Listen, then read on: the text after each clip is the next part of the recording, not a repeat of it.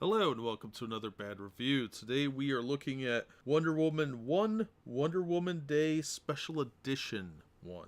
This is really just, I think, a reprint of Rebirth issue 1 of Wonder Woman. I don't know. Greg Rucka used to be a really good writer, but I have no idea what this trash is. This was just boring. Like so many modern comics I've seen, nothing really happens. So we start out with Wonder Woman in the jungle talking to herself, and she keeps rambling about something. I know you're here, we need to talk, the story's changing, nothing makes sense. I don't know what any of that means. And there are these long panels. There's three panels on a single page. Then there's 3 panels. Then there's 2.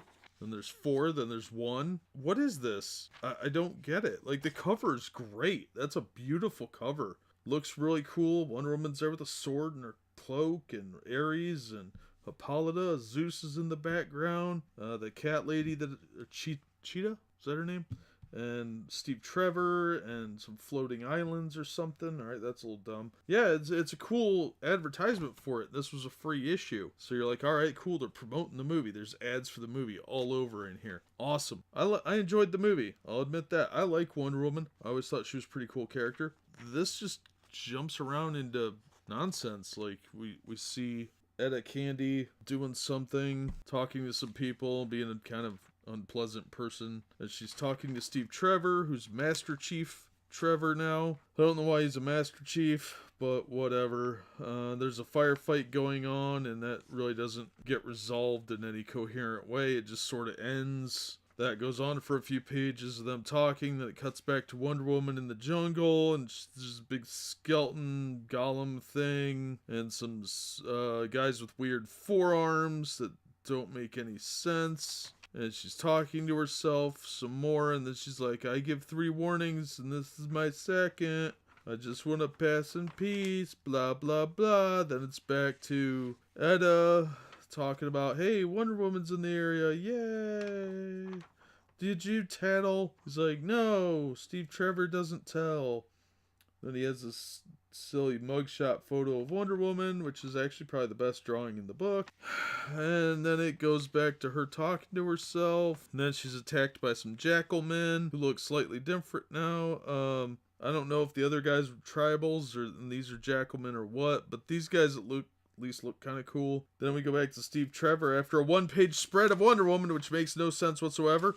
Yeah, and then Steve Trevor's talking to some guys, and they're like, oh yeah, the Raiders came and took our wives and daughters, or just daughters, I guess. I don't care. None of this makes any sense. Cut back to Wonder Woman fighting some jackalmen, and they're put down within a panel. It's not an exciting fight. It's a bunch of splash page pinup type stuff shrunk down into panels.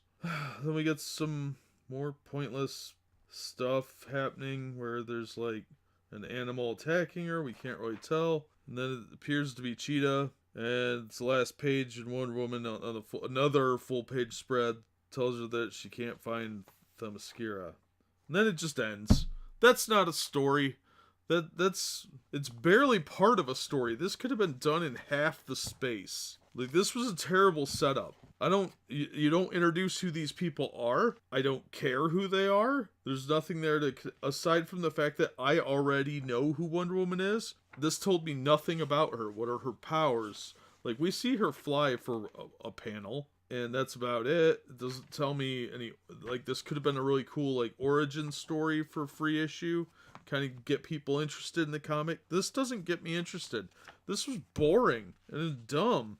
Some of the art was really crappy. There's no page numbers either. I find that very obnoxious for some reason. I'm old school like that, I guess. But Liam Sharp did an okay job. Some of it's a little wonky. Sometimes Wonder Woman's face looks almost Asian, or in some cases just weird, like there's something wrong with her nose. Other than that, like, some of these jungle guys have really weird vein problems that look like their forearms are like Popeye. I don't know, it's just, everything looks a little off.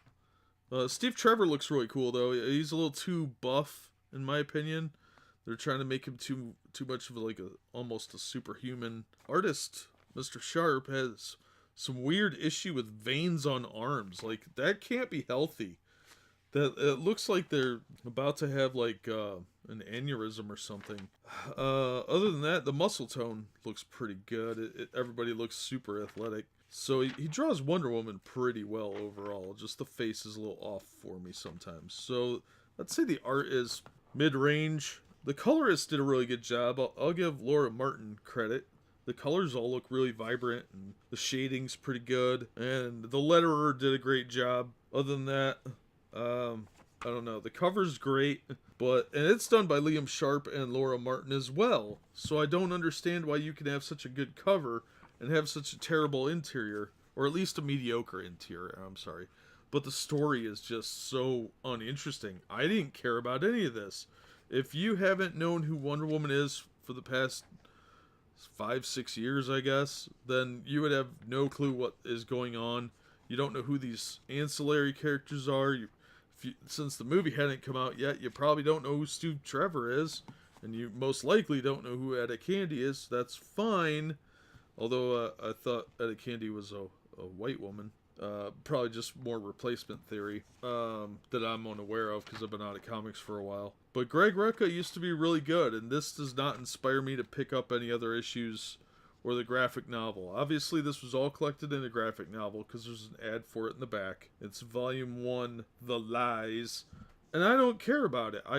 The lies are that there was a story here because there's at least 4 pages of this are like a full page spread. It's completely unnecessary, and there's a couple of them that have like 2 small panels and 1 gigantic panel that I would almost call a full page spread. So yeah, it's not something I have any interest in.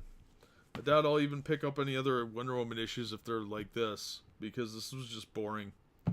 So that'll do it for this one. I can't recommend this. The cover's cool. Find a poster of it. That's it. Otherwise, find a different Wonder Woman book. Go find the George Perez ones. Those were good, if memory serves. So, yeah, that'll do it for this one. As always, thanks for listening, and we hope to see you on the next one.